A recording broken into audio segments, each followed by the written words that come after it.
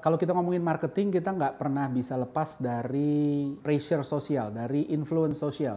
Orang-orang di sekitar, baik di sekitar konsumen, di sekitar target market, dan apapun itu. Dan itu kalau diabaikan bisa amat sangat berbahaya.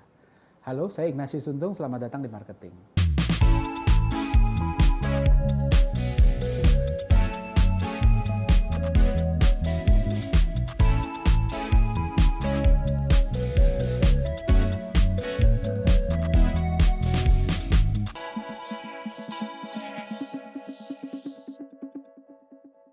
Beberapa tahun yang lalu saya bekerja di sebuah perusahaan online forum di mana ada satu kasus menarik. Jadi online forum ini online forum terbesar di Indonesia dengan monthly active user waktu itu 25 juta orang per bulan ya. Nah, menariknya adalah waktu itu ada satu brand handphone yang melakukan pre-order untuk handphone terbarunya. Dia melakukan pre-ordernya sebenarnya di platform lain lah ya, di brand lain gitu ya. Tapi terus begitu waktunya untuk delivery, itu dia gagal memenuhi itu padahal yang pesan itu banyaknya luar biasa gitu ya. Nah, walaupun orang ordernya di platform lain, tapi karena itu bukan platform forum, maka yang kebanjiran kita gitu. Kita sebagai online forum kebanjiran dengan hujatan. Bukan kita yang dihujat, tapi banyak thread yang per hari itu sampai ribuan itu menghujat brand smartphone ini, dan terus nambah setiap hari itu ribuan hujatan nambah lagi. Begitu menariknya adalah begitu ada yang ngebelain satu gitu ya, ini mungkin lagi ada masalah apa gitu ya, langsung dibully rame-rame, sehingga komposisi antara yang ngebela sama yang ngebully itu jauh sekali gitu ya, nggak ada yang berani. Nah di waktu lain masih di forum yang sama ada situasi yang berbalik, ada satu brand smartphone launching satu produk. Pengalamannya bagus gitu ya, banjir pujian juga di sini, kita kebanjiran pujian. Nah terus ada yang berusaha ngebully karena dia punya experience yang nggak bagus gitu ya, dan malah dibully balik akhirnya, balik lagi. Jadi ketika ada yang rame, terus habis itu yang ada sekelompok kecil yang berbeda itu langsung dibully. Di sosial media zaman-zaman tahun-tahun politik selalu ada istilah panas tak panas bung, pasukan nasi kotak, pasukan nasi bungkus gitu. Tujuannya adalah create sentiment, menyebarkan berita-berita, nge-share berita-berita yang sentimen sesuai dengan mereka, termasuk juga ada yang agresif menyerang, menyebarkan berita-berita yang tidak begitu favorable buat calon seberang lah gitu ya. Nah, kenapa ini bisa terjadi? Jadi di behavioral science ada istilah namanya illusory truth effect.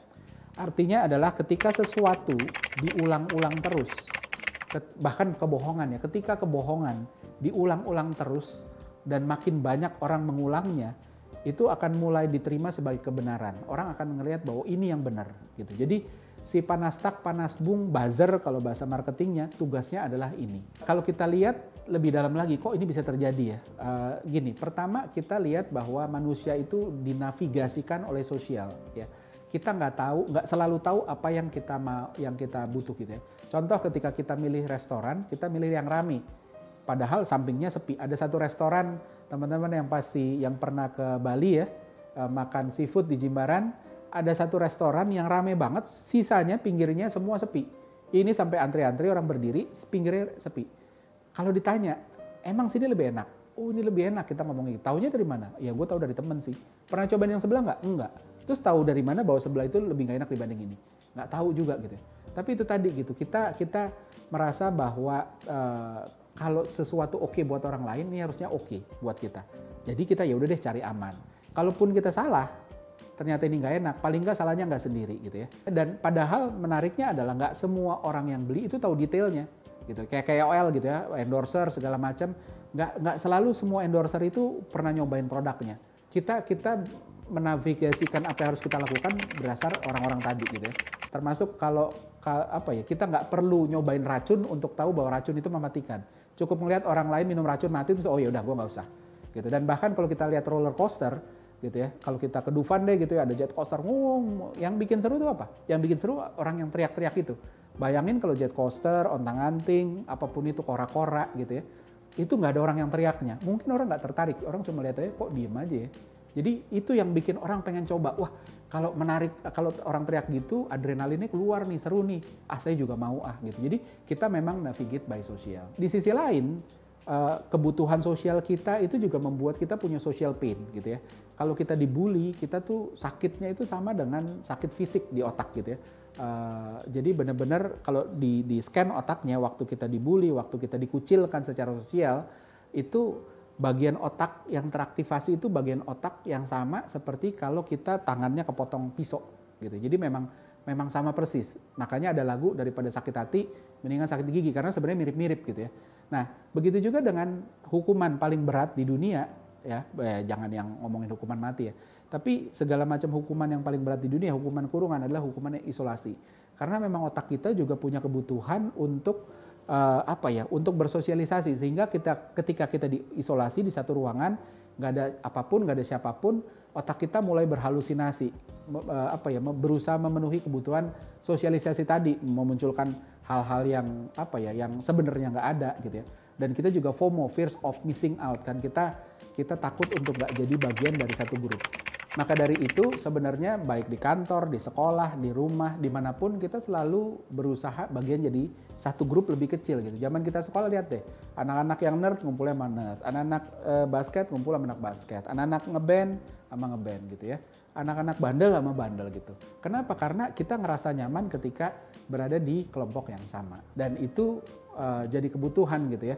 Nah selanjutnya ada yang namanya social compliance gitu. Jadi kita juga dididik untuk comply secara sosial, untuk nggak beda gitu. Makanya kalau kita lihat orang-orang Indonesia yang sebegitu tidak tertibnya di jalan dimanapun nggak tertib antri, begitu ke Singapura aja, ke Universal Studio Singapura gitu ya, tiba-tiba kita bisa lebih tertib antri. Karena apa? Orang-orang di sana itu tertib sehingga kita menganggap bahwa kita harus comply dengan sosial normnya, yaitu antri gitu. Kita punya secara tidak sadar kita ngedorong diri kita untuk tidak berbeda. Makanya kalau mau berhenti ngerokok harus berhenti bergaul sama orang ngerokok. Pecandu narkoba nggak akan pernah bisa berhenti dari narkoba selama dia masih bergaul sama pecandu narkoba. Dan bahkan kalau kita ke dokter ditanya sama dokter, kamu orang tua punya diabetes nggak? Kalau punya diabetes kamu punya kecenderungan ini. Seolah-olah kita nurunan. Padahal diabetes itu bukan nurun. Tapi ketika bapak ibunya diabetes, gaya hidupnya yang membuat dia diabetes, dan gaya hidup yang sama kemungkinan besar diadopsi sama anaknya. Sama kayak orang tua yang ngomong kasar ya di rumahnya gitu ya, anaknya pun juga akan begitu. Nah, jadi itu dianggap sebagai compliance gitu. Kalau kita sulit untuk comply sama grup, kita masuk ke satu grup terus aduh kok grupnya begini ya, terus kita nggak nyaman, kita bilang nggak ada chemistry, bercandanya nggak nyambung gitu. Kita memilih untuk melipir pelan-pelan keluar gitu. Dan social compliance ini juga yang membuat kita bangga jadi bagian dari grup tertentu, entah itu fans bola, entah anak motor, entah geng sekolah, entah anak basket, entah apapun itu gitu. Permasalahannya adalah nggak semua produk tangible gitu ya. Jadi ketika ya ini bukan cuma permasalahan sih, sebenarnya bisa jadi hal bagus juga. Jadi ketika kita memilih produk karena orang lain gitu ya, kadang-kadang kita nggak bisa nilai sebenarnya kenapa orang milih ini, apakah sesuatu yang bagus apa enggak. Jadi kadang-kadang orang-orang yang memilih produk ini itu memberikan sugesti ke kita bahwa oh ini enak gitu ya. Bisa jadi denial. Contoh bir. Pernah ada studi survei ke orang-orang yang baru pertama minum bir dan semua bilang aduh bir nggak enak, pahit, rokok nggak enak gitu ya. Tapi karena orang sekelilingnya merasa bahwa ngebir dan ngerokok itu keren, maka dari itu terus habis itu tetap dilakuin karena oh ini keren dan lama-lama jadi terbiasa, create sugesti dan lama-lama jadi enak gitu ya. Nah menariknya adalah selera juga bisa di-drive sama tren dan tren itu di-drive sama sosial itu tadi gitu kan. Contoh dulu ada kita tahu mobil Toyota ya. Toyota itu dulu setiap kali dikeluarin versi yang baru dari Toyota Kijang Kijang kotak, terus habis itu Kijang Super, terus habis itu Kijang kapsul, terus Innova Reborn gitu.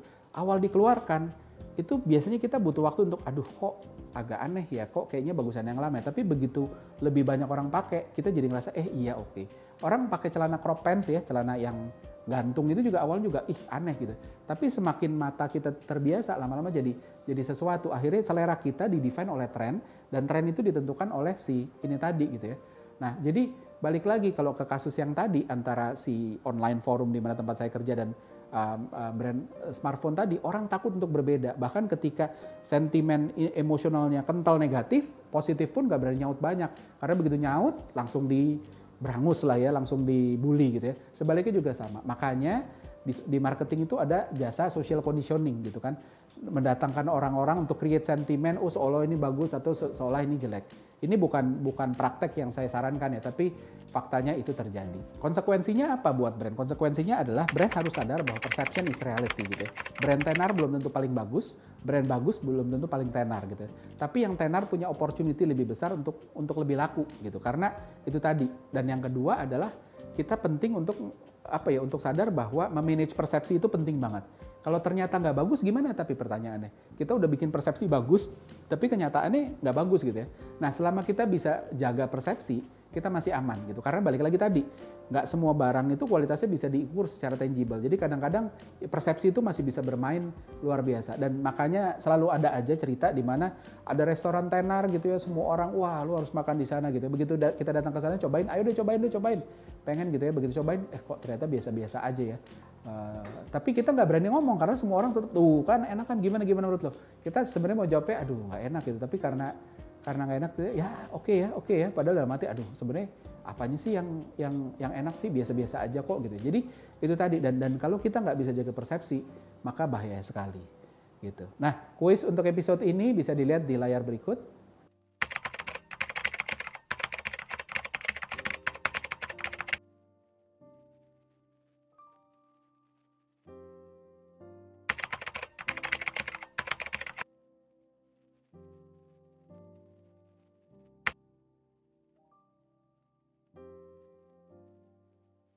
Dan pemenang dari kuis episode ini bisa dilihat di episode selanjutnya. Maka dari itu jangan pernah ketinggalan, subscribe Marketers TV dan Marketing. Saya Ignatius Untung, pamit undur diri.